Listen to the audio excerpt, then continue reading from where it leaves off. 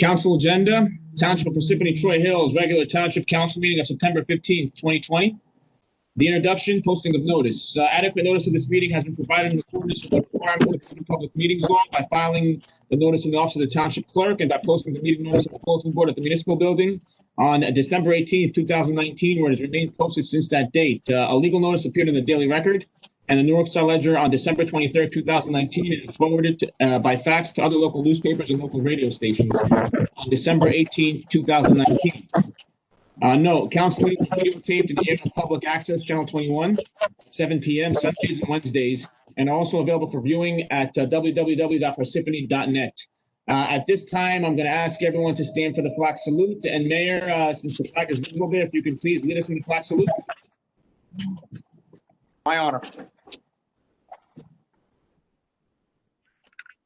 I pledge allegiance to the flag of the United States of America and to the republic for which it stands, one nation, under God, indivisible, with liberty and justice for all. Thank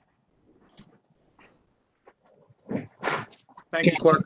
Thank you, Mayor. At this time, I'm going to go into the roll call. Mr. Carriffy? Here. Ms. Grignani? Here. Ms. McCarthy? Here. Ms. Peterson? Here. Mr. DePiero? Here. Okay, also present are Mayor Michael Soriano. We have Business Administrator Andrew Carr, CFO Ann Cucci, Township Attorney Jim Lott should be here in just a few minutes, and Township Clerk Colette Madden. At this time, Council President, we have a quorum. May I begin? Please. Thank you. Upcoming meetings, October 6, 2020 at 7 p.m. agenda meeting, and October 20th, 2020 at 7 p.m. regular meeting. Going to the approval of minutes, we have approval of minutes for the regular meeting of July 21st, 2020, the agenda meeting of August 11th, 2020, the regular meeting of August 18th, 2020. Can I please have a motion to approve? Make a motion. Second, Grignani. Motion made by Mr. Carriffy, seconded by Ms. Grignani. Roll call, Mr. Carriffy? Yes. Ms. Grignani? Yes. Ms. McCarthy? Yes. Ms. Peterson? Yes. Mr. DePiero? Yes. Okay, motion passes. At this time, I'd like to go to our presentations and reports. Mayor? Thank you, Clerk. And I would like to start off by acknowledging that today is the 1-year anniversary of the passing of our departed and beloved Mayor Mimi Letts.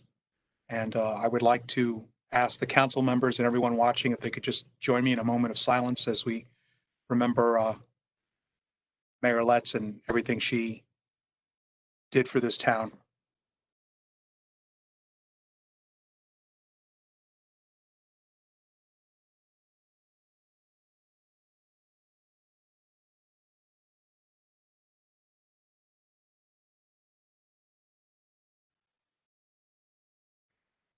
We miss you, Mimi. Okay, thank you, everyone. I hate to start off on such a somber note, but you know, Mimi meant a lot to everyone here that I've met and talked to on council. Didn't matter which party they were in, and I felt it was important we recognize that. And if you go to the township's website or on our Facebook page, there is a little memorial. Picture memorial that was put together by the township. You might find it comforting in some way.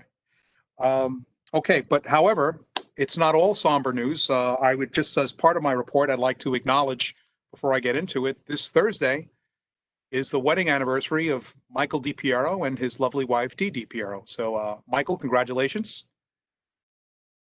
Thank you, Mayor. I appreciate that. Okay, what has it been, like 5 or 10 years? Time goes by quickly, very quickly. Yes, it does. They say, Michael, time flies by when you're having fun. So God bless you and your wife. Thank you very much. Okay. And just Real quick, I just want to read this proclamation into the record. On September 17th to the 23rd is Constitution Week. I'd like to read this proclamation. Whereas September 17th, 2020 marks the 233rd anniversary of the drafting of the Constitution of the United States of America by the Constitutional Convention. And whereas the Constitution is the world's longest surviving written charter of government, marking the United States of America as the world's most enduring beacon of liberty, freedom, and democracy. Whereas the drafters of the Constitution bravely enshrined in our national spirit a commitment to the rights of all people at a time when totalitarianism gripped the world. And whereas it is fitting and proper to accord official recognition to this profound document and its memorable anniversary, and to the patriotic celebrations which will commemorate the occasion. And whereas Public Law 915 guarantees the issuing of a proclamation each year by the President of the United States of America designating September 17th to the 23rd as Constitution Week. Now, therefore, I, Michael Soriano, Mayor of the Township of Parsippany Troy Hills, do hereby proclaim September 17th through the 23rd as Constitution Week, and ask our citizens to reaffirm the ideals the framers of the Constitution had in 1787 by vigilantly protecting the freedoms guaranteed to us through this guardian of our liberties, remembering that lost rights can never be regained. Mr. Council President, Mr. Clerk, thank you for your time. Thank you, Mayor. Thank you, Mayor. At this time, we're moving along to the Township Council. I turn it over to the Council President. Is Vonda with us? Yes, Vonda is with us at this point, so she can speak at this point at any time. There she is. Hey, Vonda. Vonda, I think you're on mute. Can I share screen? Are you ready? We're ready, Vonda. Okay, I'll go ahead and share screen.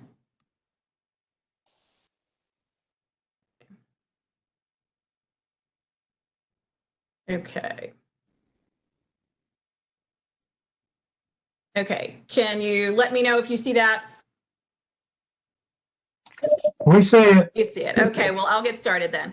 So this is I think this is my 7th time to do this annual presentation, and every time it's a little different. It's very different. So it's nice to see all of you in whatever format it takes place in. So I'll move this right along and start with where I usually start. Okay, the screen is not moving. Let's see if I can get it to move. There we go. The museum was started as Craftsman Farms, and it started in the early 20th century. It was Gustav Stickley's utopian farm and community. Here's a picture of it from the late 80s when the township purchased the property. It was owned by the Stickley family for a few years, and then by a family named Farney for 3 generations. Then the property was threatened with development, and the township used open space funds to purchase the property. They formed a partnership with the Stickley Museum at Craftsman Farms, which was then known as the Craftsman Farms Foundation. And the next year, it was designated a National Historic Landmark. Over the next 5 to 10 years, there was a series of agreements that eventually became a 30-year operating agreement and lease, which is really what governs our partnership, our public-private partnership today. We're about 2/3 the way through this agreement and lease. I think it ends on 2031. So we have a few more years of that. Ever since 1989, the museum has been responsible for the daily operation of the site, ensuring its preservation and also its interpretation. Just a reminder about what the site, how many buildings it contains. It was originally 650 acres with 12 buildings. Today, it is 30 acres with 9 original buildings. And this is an historic map. So to be able to get your bearings, you can see Mount Pleasant Avenue, which is Route 10 today. The parking lot today was an orchard in Stickley's time. And the heart of the property is really this section where the log house is located and the annex, which is connected to it. There are 3 cottages on the property, North, South, and White Cottage. There is an original garage on the edge of the parking lot. And then this is what the buildings look like today. I'm going to come back to the annex building and this garage building in a little bit. The farm buildings are on the other side of the property. They were purchased a few years after that 1989 purchase. And there's the horse barn, the milk house, and the dairy barn, which you can see some of the ruins of the dairy barn, which burned in the 1970s from Route 10 East, and the caretaker cottage, which is not photographed here, but here's everything else. We are currently between caretakers, and it's a private residence, so I didn't include it here. So a little bit more about us. We're a historic house museum. We are a nonprofit 501c3 governed by a board of trustees. We have 7 staff members, and 2 of us are full-time, 55 volunteers, 500 members from all around the country. We are theoretically open for tours year-round. We are currently not open for tours. But if we were, we would normally host around 800, actually more than 800 tours annually. And when we do other programs that aren't just regular day-to-day tours, and there are about 80 of those per year, we have a large following on Facebook and on Instagram. And this is just a graph of our attendance that is half of the year. We were on track to meet our normal attendance goals. You can see here that we would normally expect to have around 7,000 people visit for tours, and they come from all over the world. Our operating budget is $500,000, which is entirely self-funded, and we have 7-member staff, and we also have quite a bit of the operational activities that we oversee. In particular, like a good example is that there's an HVAC system that the township helped us install originally, and we're going to install a new system, but we're responsible for maintaining that system annually. So that's a little bit of how our operational budget functions. So we raised $500,000 through memberships, through grants. Our single largest grant is from the New Jersey Historical Commission. It's a competitive grant, so we have to meet certain requirements to be able to maintain that grant.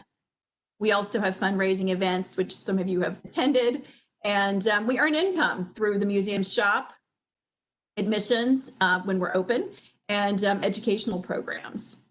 So this is sort of the typical presentation that I've always given, but it has to change up a little bit this year because it's not like any other year that I've experienced before. We started off this current year with a really difficult situation where our IT consultants, all of our IT consultants' clients were attacked by a ransomware attack. So this meant that our entire computer system and 2 of our servers, all of our backups were corrupted and encrypted by the ransomware attack. The pirates wanted $500,000 per computer, which was not possible. And we were very fortunate that there was no credit card information or anything really to sell in our documents and in our files, but we lost everything in this attack. We had to rebuild our computer system, and it's a much better system than it was, but it was a difficult process, and we're still really rebuilding today. And then shortly after that happened, of course, everyone began closing because of the pandemic. We closed our doors as of March 19th and really began to consider what we could do to keep revenue flowing into the museum, because we knew that to keep our staff working, we would have to be creative. So with our doors closed and the lights out, we started working on a new plan, and it involved several different things that we started to do. You may be familiar with the payroll protection plan, and we applied and received 2.5 months of payroll, which was incredibly helpful. We've had several flash sales through our shop, doing it online. We've always had an online shop, but this was a new, very directed kind of sale, and they've been really successful.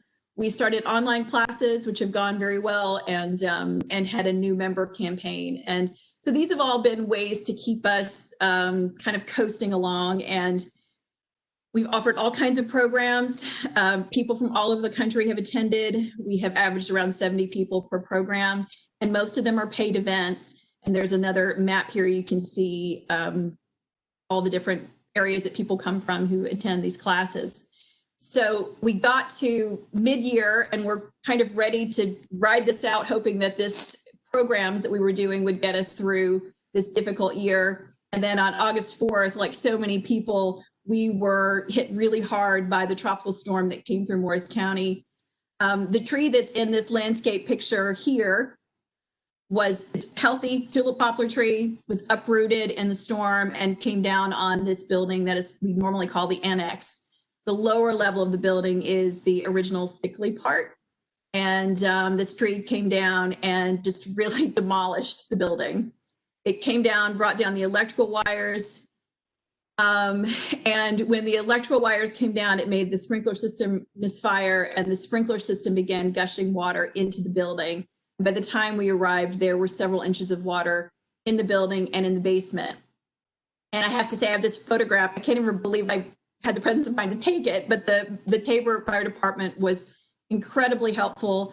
And also the building department, Joe Janarone, and several members of his team showed up. I don't even know how they got there so quickly, helped us stop the sprinklers, get the water pumped out. It would have been a much bigger disaster if we hadn't had such immediate help. And that was really, really critical. So I wanted to make sure you knew that. Jimmy Walsh and his Parks Department came out as soon as they could. Of course, they had their hands full over the next several weeks with getting debris cleared all over the county. But we just had a lot of help from the different departments in the township. So once the tree was removed, this is what the building looked like. The sprinkler damage was really a 1-2 punch. There was really no coming back from that. So over the next few weeks, we've been beginning the recovery process. The township's insurance covers the buildings themselves. So the township is responsible for insurance on the buildings. Our insurance covers the contents. So we've been making insurance claims. The township's insurance has been very receptive to helping us. You can see here that the log house is running on a generator still. We had some delays with getting the electrical back up and running. The upper portion of the building has been completely removed and was not salvageable. But the lower section, which is the most historic, was largely undamaged, which is really remarkable considering as big as the tree was that came down on the building. So we are in the beginning stages of an all new building project that was completely unanticipated, and are doing the best we can with it. It will be a whole new challenge for us to take on, but it is something we're really committed to. So we've begun working with our architects and the insurance company on a new plan. So before ending, I didn't want to end on a sad note about the tree falling. I did want to talk about a project we're really happy about that we did in partnership with the township. And many of you who are in this meeting were a part of this process for the past 5 years. We worked on a plan to help us be able to expand some of our services into the township and be able to expand our offices, our storage, our program space. It started with a couple of feasibility studies, one that the museum paid for and one that the township paid for. And we launched a plan. You can see the drawings here for this new building at Craftsman Farms. And before I show you the building, I just wanted to say a note about the budget. As I said, we really spent every year for 5 years. I came to the council and talked about this project and found the council was really receptive to helping us and offered early on key support of $1.75 million. Then with that support, were able to go out and raise $885,000. We thought the project would fall in between 2.5 and 2.8 million. And it really has landed right at about 2.6 million. It'll probably be a squeaker, but we're very close to the end. And I'm proud to say that the budget is on track, and we expect that we will not have much money left over, but we should not go over budget. So I'm very pleased about that. Just as a reminder, the two photos on the left are what the building looked like prior to construction. The lower level was an original Stickley garage. That building, you can see the original Stickley era building on the right, the upper right. The lower right is what the building looked like in 1950 when a fire destroyed the upper level. So the family that lived there at the time rebuilt the upper floors as a couple of apartments, and they kind of built them quickly. When the foundation took over years later, it became our offices. So we were really looking to expand this building and to honor the original building and what it looked like. So here is what the building looks like today. As I said, we're very near completion. We are in the final stages of it. The pandemic slowed down our ability to move in a little bit, but we're close, and we're planning to have a grand opening virtually in October during our upcoming gala. This is the back entry of the building. The lower right area is when I mentioned before that we knew that the township was in need of meeting space around the area of Route 10 because the libraries are always full and need more places for people to meet. So we are behind on this plan because we're behind moving into it, but this is what the conference room space looks like. We were able to get a really incredible deal on the Stickley furniture from the Stickley company. And so as we get moved in, we'll establish policies and be able to, in the coming year, allow people to rent this space. So we're very pleased about that. In closing, I just wanted to mention that we had come last year and asked for help with some parking lot improvements. And I can report that we were able to wrap into this project some of the ADA accessibility requests. We were able to just wrap those into this project, which is great. The township has been helping us with signage on Route 10. This is a very long process, requires a lot of getting through a lot of red tape. So that's still in process. We were able to request a grant from the New Jersey Historic Trust for signage and received $43,000 for that. We're still looking to pave and stripe, especially the upper parking lot. And that is something that I have talked to the township engineer about. It's something that we do want to do, and it will help us when we rent out the space. We really need a better parking lot for people coming to rent the space, and additional lighting is also needed as well. I mentioned before the HVAC system, it came last year and asked for help replacing this system. It's very old and it's costly to maintain, and the coolant is going to be phased out. So that is in the capital budget, and we thank you for that. And we'll be, as soon as we can get going with it, start getting some estimates on that, and talking to Mike Hardy about, I think it will have to go out to bid. So we'll talk to him about doing that and hope to get that started as soon as we can. And in the meantime, we are currently closed. We're one of the unusual museums that's currently closed because of construction. But we hope that we can open up on site maybe by the holidays, which is a really important time for us. In the meantime, we will stay open virtually with classes, and we'll have a virtual gala in October. And it has been a year like no other, but we also have had a lot of successes, and we're just looking towards making it through this year, and really we'll be transformed after that. So thank you all for having me today, and I will pause there and stop sharing if there's anybody who has any questions for me. Wanda, thank you very much. It's always a pleasure to see you and see this presentation. The new building is beautiful. I can't wait to show it to you in person. I'm actually here right now in my new office. So we're really proud of it. We couldn't have done it without the help of the township.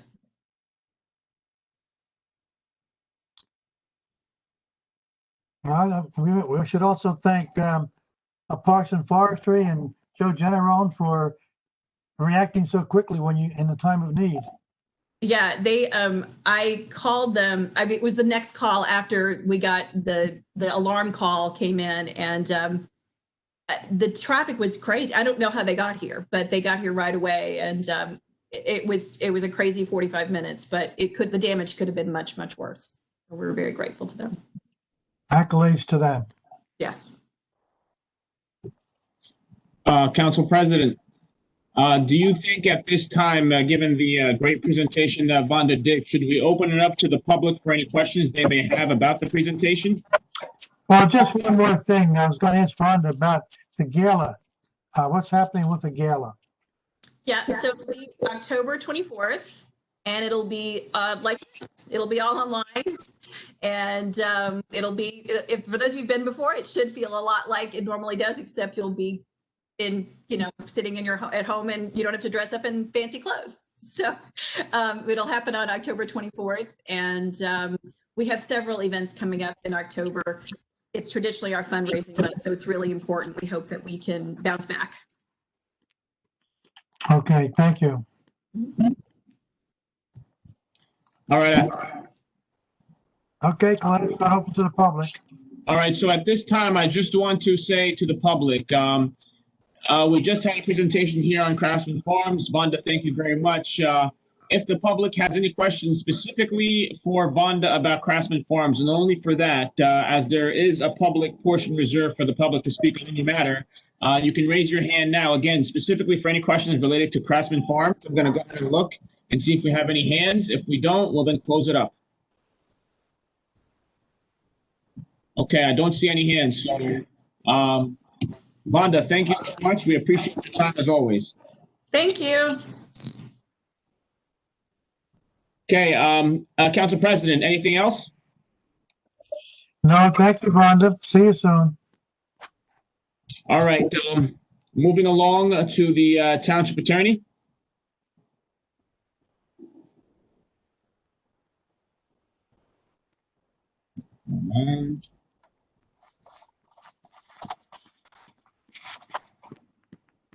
Sorry, Glenn, I don't have a report. Fantastic. Thank you, Mr. Lott. Moving along to our Business Administrator, Frederick Carr. Mr. Carr? Yes, thank you, Council President and colleagues. So I just want to mention that we have concluded the township's auction.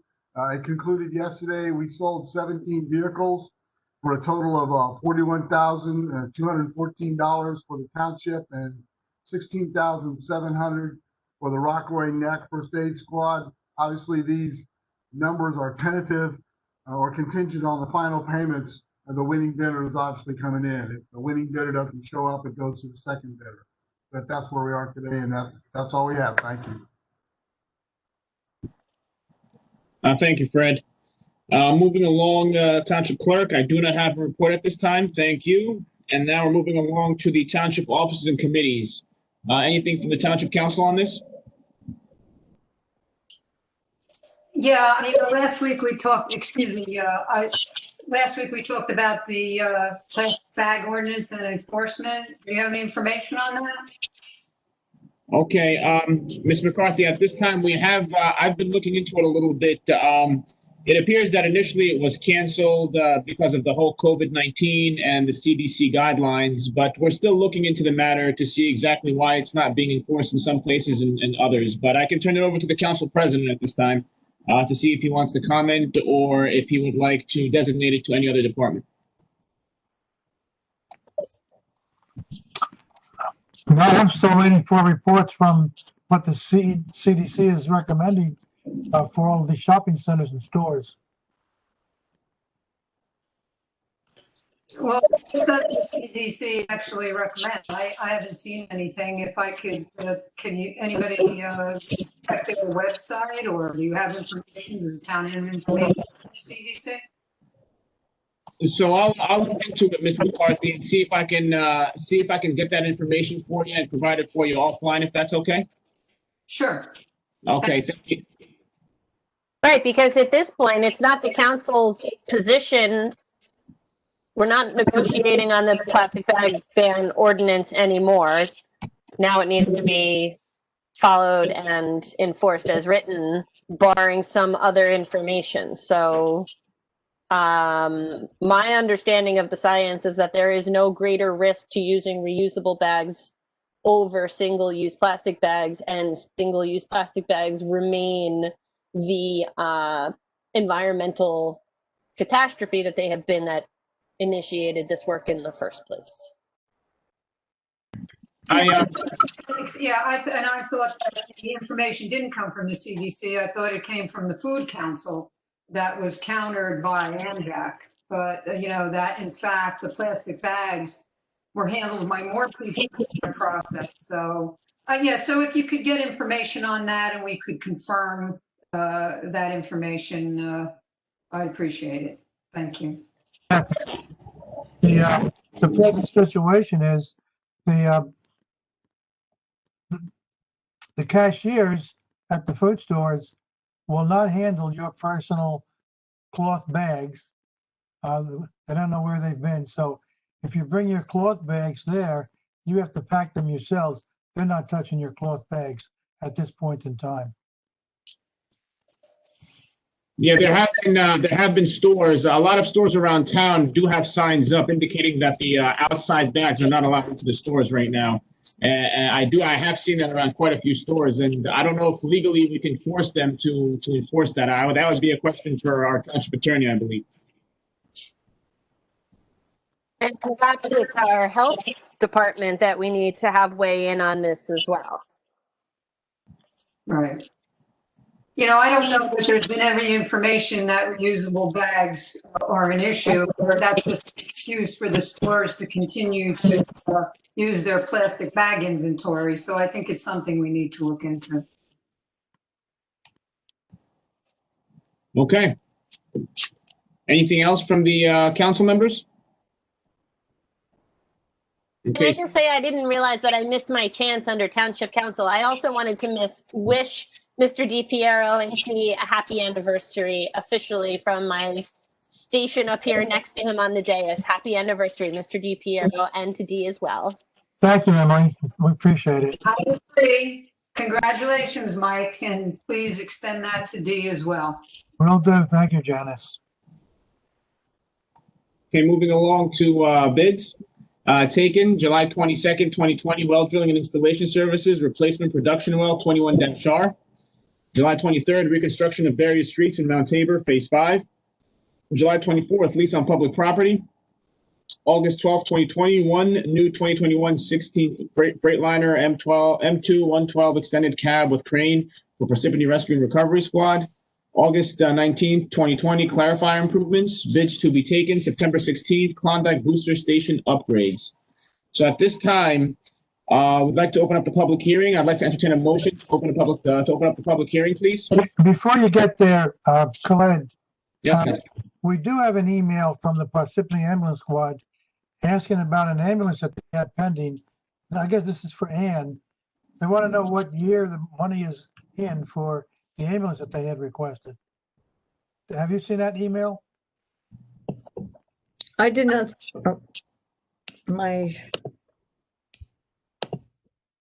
I can't get unmuted. You're unmuted. No, we can hear you. Am I? Can you hear Yeah, me? we can hear you. We can hear you. Oh, I didn't get that email. I believe, but I'll check on the ambulance squads. We pay the same every quarter to them. Well, my understanding was they had something, they were ordering an ambulance in 2015. Yeah, something happened where they didn't cash the check in 2019, and we reissued that to them. Okay, I'll forward the email that I saw, and if they're still at loose end, maybe you can take care of it. Mr. Council President, I have the email in front of me. I'm going to send it to her right now, okay? Thank you, Mayor. No problem. Thank you. Moving along to the public hearing, I'd like to entertain a motion to open up the public hearing, please. Make a motion. Second, Grignani. Motion made by Mr. Carriffy, seconded by Ms. Grignani. Roll call, Mr. Carriffy, Yes. Ms. Grignani, Yes. Ms. McCarthy, Yes. Ms. Peterson, Yes. and Mr. DiPiero. Yes, Okay, at this time, we're going to go ahead and open the floor. What we're going to do is I'm going to look and to see whose hand is raised. I will call your name. You will be given 5 minutes to speak on any matter you'd like. Keep in mind, this is not a back and forth with the council, so once you are finished speaking, we will then have the council answer your questions, okay? At this time, I'm going to go ahead and look to see whose hands are up. I see Miss Amanda Ugarte, so let's go ahead and please unmute Amanda, please. Hi, everyone, and thanks for the time. Again, my name is Amanda Ugarte. I appreciate the consideration. As you may recall, I spoke during the open session at the meeting on September 1st regarding what I call the swamp in my backyard. As a quick refresher, post the work done at the other end of Manor Lake, my family was left with a swamp behind our home. This swamp was not there when we bought our home 7 years ago and is a direct result of the work that was done by the town to clear and dredge Manor Lake. Again, my specific problem is twofold. One, safety. I have 2 young children children, ages 3 and 7, that I cannot allow to play in the backyard. And 2, property value. The private kind of tree-laden land that we bought into is now a dead tree stump-laden wasteland. I had requested the ability to put up a fence on what is technically town property to put a Band-Aid on the problem. And to be clear, my husband and I, were going to pay for that out of our own pocket. This request was denied in a letter that I received earlier this week that I believe this body was blind copied on. I have tried to follow up privately to no avail, so I thought that this forum was as good as any to shine a spotlight. Candidly, and to put it mildly, I am frustrated as a parent trying to ensure the safety of my children and as a property owner and taxpayer. Specifically, I'm not sure that I understand how the DEP and other regulatory and environmental authorities were okay with the town cutting down a swath of trees in the area, but would not be okay with me putting in a fence to hide the mess and not disturb anything. And to be clear, again, this is not an expense, but we are going to pay for it ourselves. I wanted to request that the appropriate parties, whether that's the administrator and or engineering, come to meet with my husband and I in the yard to see what we're dealing with and discuss next steps to fix the problem. Again, it's a safety and a property value issue that was created for us, and we are looking for a solution.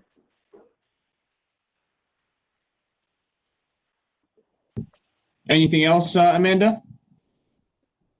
No, that's it. You know, I appreciate the consideration of this group and, you know, a few of you who have spoken with me about it. So, you know, we're just looking to solve the problem. We're trying to be reasonable. We have been patient, but, you know, we're frustrated at this point and looking to the town to clean up a mess that was left for us. Thank you. Now turn it over to you, Council President.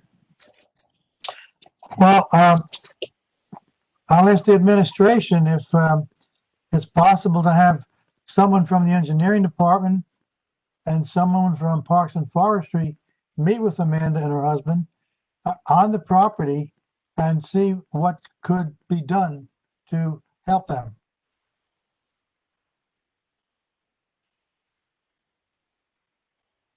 Council President, this is Fred Carr and Amanda. I have no problems meeting them with Jim or the engineer on the property. Amanda, do you guys understand? So you do not want to build the fence on your property because you can do that. Yeah, that's correct. Sorry, I understand this isn't a back and forth, but I'll just give you the color. Kind of where the property line is, you would still see all of the disaster that is the wasteland back there.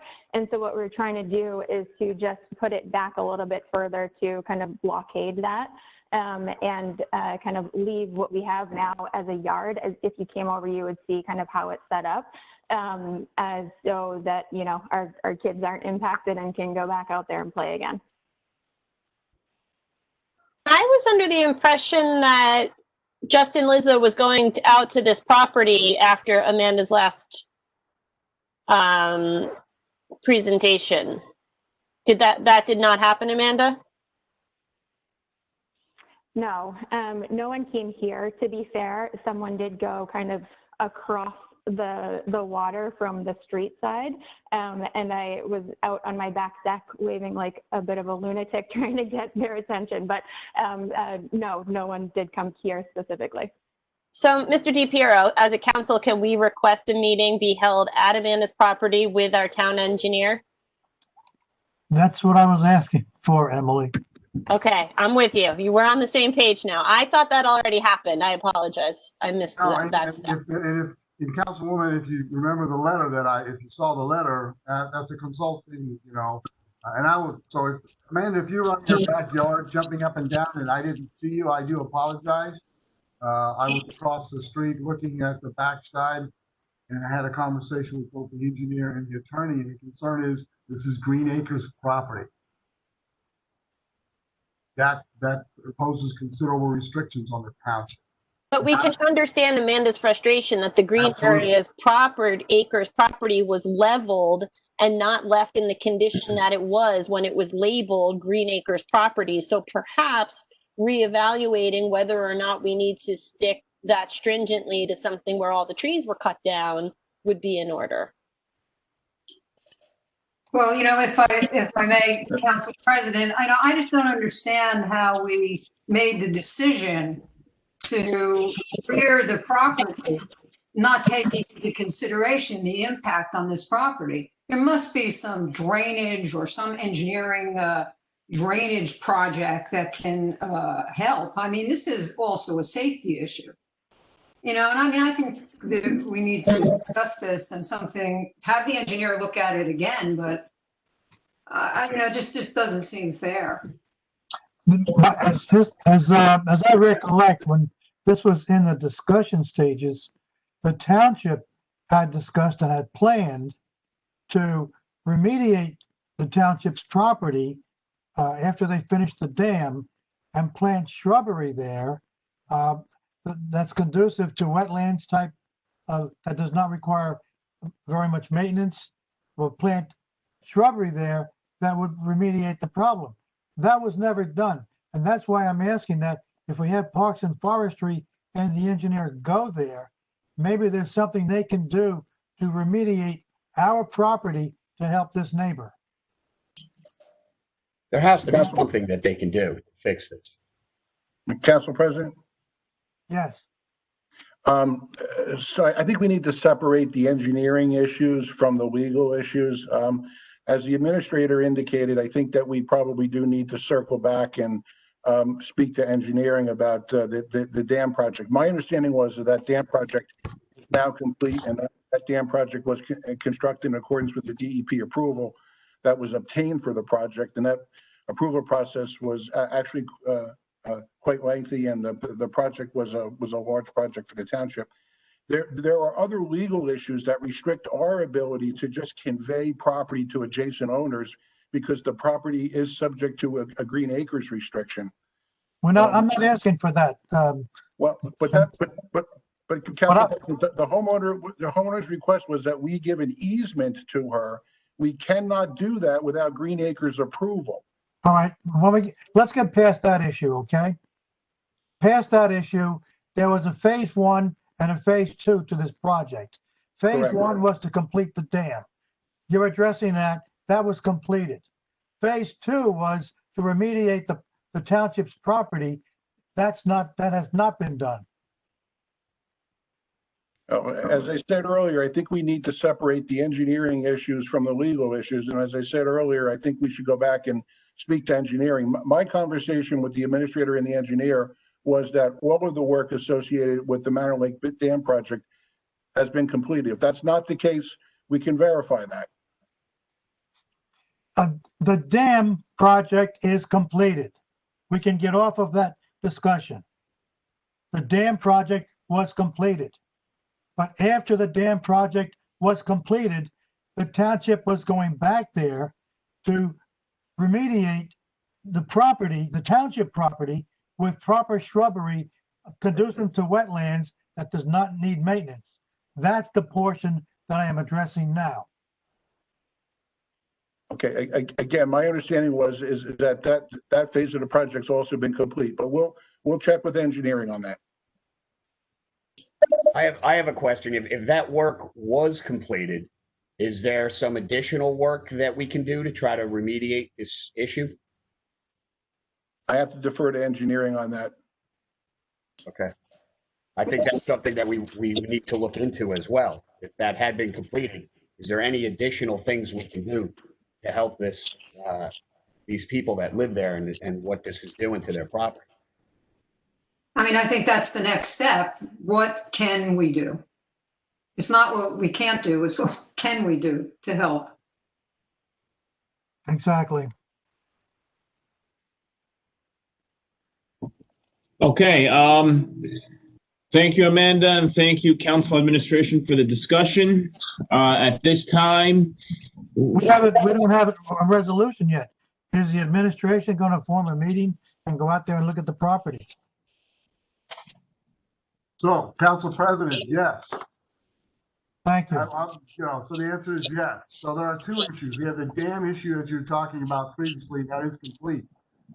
The issue in that Manor Lake area, if you've been out there, and I know Amanda's seen it, are piles of dirt that are left over from the dam lake dredging project years before, where now the water doesn't flow. So I will go out with Parks and Forestry and with the engineer and see if there's a solution to the problem. Thank you. Great. And just before we leave, can I follow up with you directly, Fred, to schedule that meeting just so we get Yes, this we will do going that. quickly? You did call yesterday, obviously. You did call yesterday, probably 6.8 seconds after you read the letter. I did. But that was, yes, I'm aware of that. But I have not been able to schedule that meeting with you and other people based on my calendar, but we will do that. And council, we need to understand that, in my conversation with the attorney and my experience with Green Acres, they are extremely sensitive to encroachment on their land, and they really don't care why. I would understand that, and I would support that. But to Mr. DiPiero's point, if the remediation work wasn't complete, like there's an amount of auditing we can do on our end to see if we did right by this neighbor. And having not seen the site myself, Mr. Carr, looking at it, when you looked at it, did it look acceptable? No, it didn't. So the water flow was changed by the dam dredging project. Okay, and that's the conversation I'll have with Justin and Jim to see if, because of the dam dredging project, is that remediation on our side, where we get in there when it dries out enough to flatten it out so it flows correctly, or is not. Right. So if think about it, there's all these puddles, large puddles, and we treat the algae on a monthly basis at Manor. Look at your bill list, there's a $250 charge in it just for that for this month for the algae that's there in the township. And so, like I said, I will go out there and see if we can do something. So can I get that satisfactory? Council President, so can we get a report on that at the next meeting? If we have an answer, yes, ma'am. Thank you. Okay, thank you, everyone. Thank you, Amanda, council, and administration. At this time, please mute Amanda, and let's see who else's hand is up.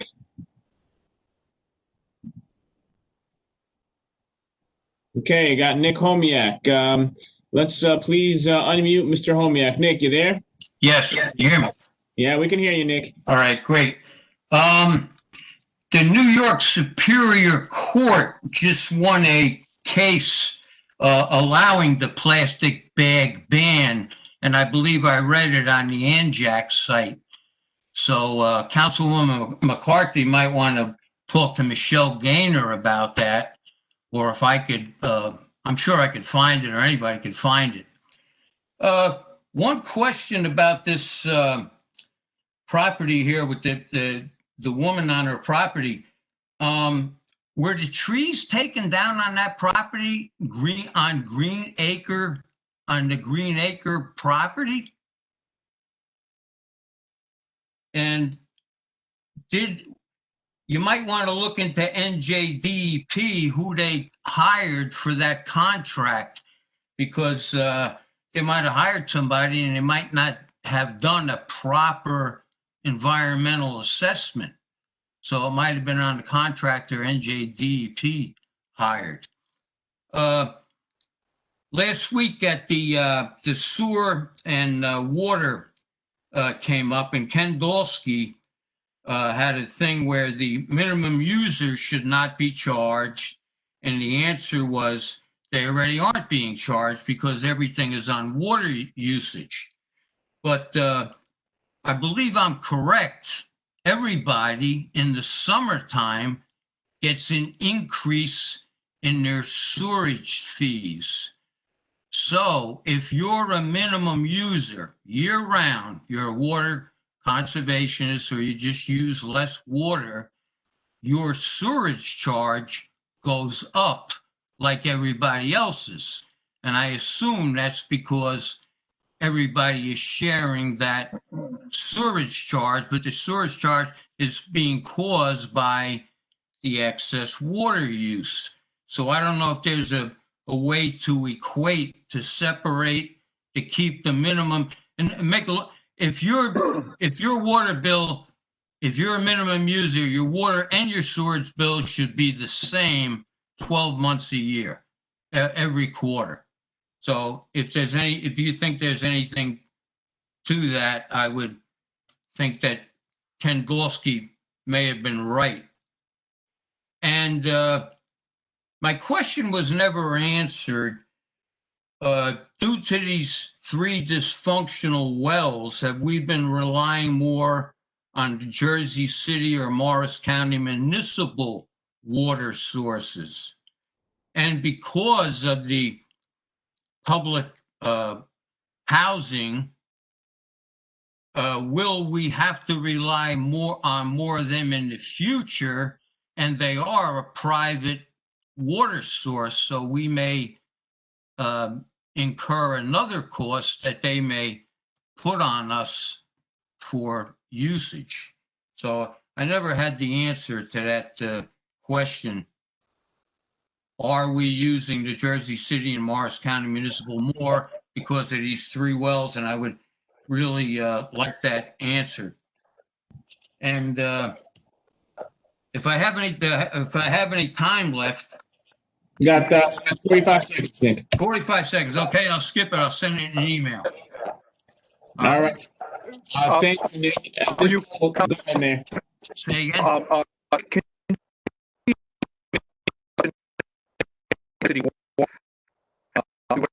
Answer.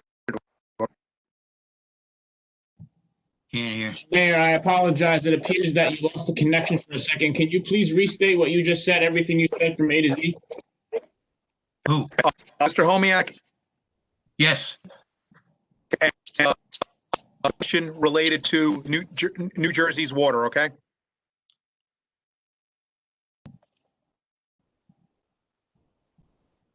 Mayor, one more time. I think we lost you there.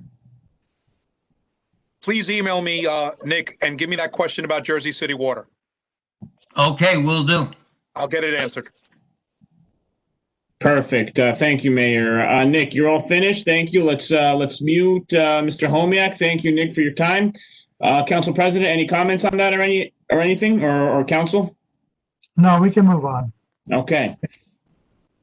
Let me take a look one more time at the attendees to see if anybody's hand is up. Okay, I see no hands. Going once, going twice. Okay, at this time, I would like to entertain a motion to close the public hearing, please. I'll make a motion. Janice? Second. Okay, motion made by Ms. McCarthy, seconded by Ms. Peterson. Roll call, Mr. Carriffy? Yes. Ms. Johnny? Yes. Ms. McCarthy? Yes. Ms. Peterson? Yes. Mr. DePiero? Yes. Okay, at this time, we're going to move along to ordinances. Introduction. We have ordinance 2020:27. An ordinance approving an easement agreement with Jersey Central Power and Light Company and Verizon of New Jersey Incorporated to install a utility pole and necessary equipment to supply power to the Knoll Recreation Area Pump Station. Be it resolved that the above ordinance introduced and passed on first reading at a meeting of the Township Council of the Township Parsippany Troy Hills held on September 15, 2020, and that said ordinance be further considered on second reading and final passage at a meeting to be held on October 20th, 2020 at 7 p.m. prevailing time or soon thereafter as the matter may be reached at the municipal building in said township, at which time all persons interested shall be given an opportunity to be heard concerning said ordinance. Be it resolved that the clerk be authorized and directed to advertise said ordinance with the notice of introduction thereof being published in the official newspaper according to law. Can I please have a motion? Motion.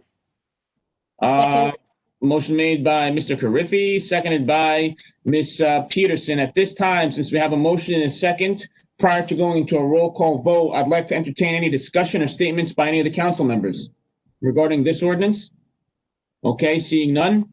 We're going to go ahead into the roll call vote. Mr. Carriffy? Yes. Ms. Grignani? Yes. Ms. McCarthy?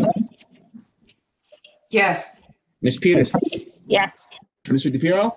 yes, Okay, motion passes. Moving along, now ordinance number 2020:28 and ordinance number 2020:29. Ordinances amending the first ordinance 2020-28 is ordinance amending and supplementing chapter 329 sewers to increase sewer rates and charges. And the second one, ordinance 2020:29, amending and supplementing chapter 420 water to increase water rates and charges. Be it resolved that the above ordinance be introduced, read by title, and passed on first reading at a meeting of the Township Council of the Township Parsippany Troy Hills held on September 15th, 2020. And that said ordinance be further considered for second reading and final passage at a meeting to be held on October 6th, 2020 at 7 p.m. prevailing time or soon thereafter, as the matter may be reached at the municipal building in the said township, at which time all persons interested shall be given an opportunity to be heard concerning said ordinance. Be it further resolved that the clerk be authorized and directed to advertise said ordinances with notice of introduction thereof being published in the official newspaper according to law. May I please have a motion? Motion. Motion, who is that, Emily? Okay, a motion made by Ms. McCarthy. Can I get a second? Second. Okay, second made by Mr. Carriffy. Now that we have a motion and a second, prior to going to a roll call vote, I'd like to entertain any discussion or statements by council members, please. Okay, seeing that I have no discussion or statements by council members, I'm going to go ahead into a roll call vote. There's no discussion because once I go into a roll call vote, we're not going to entertain any discussion or statements on these ordinances. I just want to thank everyone for their work, their consideration, their willingness, everything that went into these discussions. This is not nothing that we have accomplished here, and I truly appreciate everyone's time. So thank you. Okay, seeing no other discussion or statements. Colette, I just wanted to mention, that I agree that the rate increase is necessary as a result of the utility rates remaining flat over the past 10 or 12 years. And while the utility operating expenses were increasing and the water and sewer surplus had been steadily decreasing over that time. So I think that going forward, we need to, it's incumbent, I think, on the administration and the council to evaluate the water and sewer revenue each year and ensure that the utility operations are properly funded and the debt needs to be limited. And we may have to look at that again next year to ensure that it's being properly funded. Thank you, Ms. McCarthy. Any other statements or discussion from council members? Okay, seeing none, I'm going to go ahead and go into a roll call vote now. Mr. Carriffy? Yes. Ms. Grignani? Yes. Ms. McCarthy? Yes. Ms. Peterson? Yes. And Mr. DePiero? yes, Okay, thank you, everyone. Moving along, second reading and public hearing, we have none. Going along to the non-consent agenda. Resolution R 2020-180 urging Jersey Central Power and Light, JCP&L, to take certain actions due to the failures by JCP&L related to Tropical Storm Isaias and opposing the proposed base rate increases. Can I please have a motion to approve the resolution? Made the motion. Can I get a second, please? Second. Okay, motion made by Mr. Carriffy, seconded by Ms. Peterson. Now that we have a motion and a second, at this time, prior to going into a roll call vote, I'm going to ask for any discussion or statements by council members. Well, again, I just want to say that ever since I can remember, the residents of Parsippany and Morris County generally endured JCP&L outages. And I think what the solution does is it calls for reimbursement for costs that were incurred by the residents, mainly related to food and medicine. And it urges the BPU to reject JCP&L's request for rate increases and that the BPU mandates that JCP&L, and I quote from the resolution, invest sufficiently in infrastructure to reduce the frequency of outages and eliminate extended power outages. So thank you to the council for approving this. Thank you, Ms. McCarthy. Any other statements or discussion by council on this? Okay, seeing none, we're going to go ahead into the vote. Did I hear someone? Okay. Seeing none, we're going to go into a roll call vote. Mr. Carriffy? Yes. Ms. Grignani? yes, Ms. McCarthy? Yes. Ms. Peterson? Yes. And Mr. DePiero? yes, Okay, moving along. Resolution 2020-181, awarding a contract for professional consulting services to Government Strategy Group. Can I get a motion, please? Motion. Okay, motion made by Ms. Peterson. Can I get a second? Second. Okay, we have a motion by Ms. Peterson, a second by Mr. Carriffy. Now that we have a motion and a second, take a second to ask for any discussion or statement by any of the council members. I just have a question for the administration. As a result of this consulting service, I want to make sure that the council receives a copy of the results from this survey, number one. And number two, I think the council should also receive what action the administration will take as a result of these consulting services. Council President, if I may, if you look at the backup documentation, upon completion of their survey or this evaluation of the department, the written report will be provided to the council. Now, not just the administration, but the council will also have that. There will be an action plan associated with that also. Okay, great. Thank you. And if I may, Mr. Council President, just so it's stated for the record, a major part of this report, and that needs to be set up front, we are not looking to do any layoffs at all in that department. This is to help that department and help the employees there. Okay, thank you. So President, can I just ask a question on this? Because this was added late, so the result of this survey, can these recommendations be implemented? Will there be any reason why they couldn't be? I mean, can this study result in any action actually being taken? Absolutely. Councilman, absolutely. Absolutely. I mean, the reason, the practical person is bringing in somebody from the outside is to get a fresh set of eyes and a different perspective, a clean look. They'll be evaluating everybody down in that department and then asking the administration, probably talking to council members also. As you'll see their request for their proposal that they provided, they'll be asking a lot of questions to get the input of the governing body, mayor and the council and the administration and myself and the employees down there to try to see what either large things or small things we need to do to make it better. My only reason to ask that question, because doesn't the state have some input into what actions, what's done in that department? Yes, that's correct. That's correct. So there's two stuff that are separate parties down there. So under the Uniform Construction Code, those are specifically delineated by state statute. Those are the plumbing inspectors and the fire service guys. But we have all the zoning and planning, and there are many other functions down in that department that are all sort of working together, that they're going to evaluate from an outside standpoint, if you will, to see how we can improve the workflow. I mean, we've all heard the concerns from the residents. Obviously, I have in the month I've been here about how it takes a long time to get your permits. Why? I call the office and no one's there. No one picks up the phone. No one picks up the answer. It's taking a long time to get my permit. So these are all valid questions that we're asking this person or this company to come in and look at outside of my opinion or someone else's opinion and help us work through these problems. Thank you. go ahead, Janice. I'm sorry. Go ahead. I just said thank you, Loretta.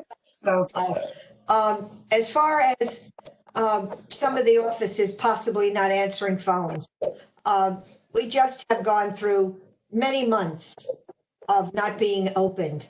And I think they are doing their best to to try to get these permits. I myself had to wait for a final on something that we did in our home. So I'm hoping everything will be analyzed, and if problems have occurred, are occurring, that we can come to some sort of a solution.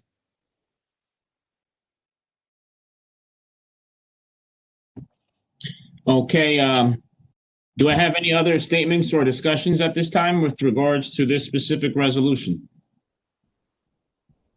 I just want to add that, like Loretta said, with the pandemic and the office being closed, I'm sure when they first got back in there, they were probably overwhelmed with a lot of paperwork and permit requests and different work and stuff like that, inspections that needed to be done. So I'm sure, I'm sure that those people are doing the best that they can.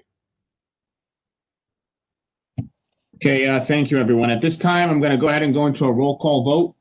Mr. Carriffy? Yes. Ms. Grignani? Yes. Ms. McCarthy? Yes. Ms. Peterson? Yes. And Mr. DePiero? Yes. Okay, motion passes. Now moving along to the consent agenda. Be it resolved, all items listed with an asterisk are routine and non-controversial by the Township Council and will be approved by one motion. There will be no separate discussion of these items unless a council member so requests, in which case the item will be removed from the consent and considered on a normal and considered in its normal sequence on the agenda. Motion to approve the consent agenda. Make a motion. Second. Okay, motion made by Mr. Carriffy, seconded by Ms. Peterson. Now that we have a motion to second, is anyone to make any statements or comments on this? Okay, seeing none, we're going to go ahead and go into a roll call vote. Mr. Carriffy? Yes. Ms. Grignani? Yes. Ms. McCarthy? Yes. Ms. Peterson? Yes. And Mr. DePiero? Yes. Okay, the motion passes. Moving along to the approval of payroll and bills list. CFO Lincucci recommends authorization for payment. Number one, authorized payment of the September 18th, 2020 regular miscellaneous payroll estimated at $1.6 million. And number two, a payment of bills from voucher list of September 15th through September 17th, 2020, which is $1,310,874.63. Can I please have a motion to approve? Make a Motion. Second. Motion made by Mr. Carriffy, seconded by Ms. Peterson. Roll call, Mr. Carriffy? Yes. Ms. Grignani? Yes. Ms. McCarthy? Yes. Ms. Peterson? Yes. Mr. DePiero? Yes. Okay, before I go into a motion for adjournment, is there anything else from the council or the administration? Okay, seeing none, could I please have or entertain a motion to adjourn the meeting, please? Make a motion. Second. Motion made by Mr. Carriffy, seconded by Ms. Peterson. Roll call. Mr. Carriffy? Yes. Ms. Grignani? Yes. Ms. McCarthy? Yes. Ms. Peterson? Yes. And Mr. DePiero? Yes. Okay, thank you, everyone. You guys have a great night. Good night, everyone. Good Good night. night, everyone. Thank you. Good night.